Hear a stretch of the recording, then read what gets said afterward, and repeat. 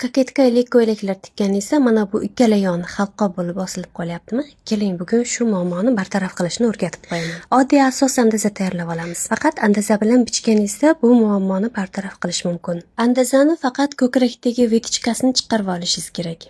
Yelkadan o'zimizga kerakli koketkani uzunligini o'lchab olamiz. Proyma tomondan chiziq tortib olamiz.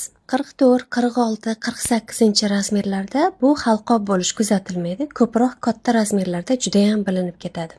Andazamizdagi vetichkamizni mana bunday qilib qog'ozni yakuniga yetkazmasdan kesib, bir-biriga tekkizib, qo'shilib olamiz. Qarang, vetichkamiz koketka bilan etak qismini o'rtasiga ko'chirildi. Lineykani mana shunday qilib tekkizlab qo'yganimizda vetichkaning kengligini ko'rishimiz mumkin. Matoni ustiga etak qismini qo'yib bostirganda oldi tarafdan zborka haqqini tashlab, etak andazamizni vetichkasi yopilgan holatda bostirib bichib olishimiz kerak. Shu vetichkani hisobiga yondagi halqob hosil bo'lmaydi. Ko'ylagingiz qomatga o'rnashib turadigan bo'lib chiqadi.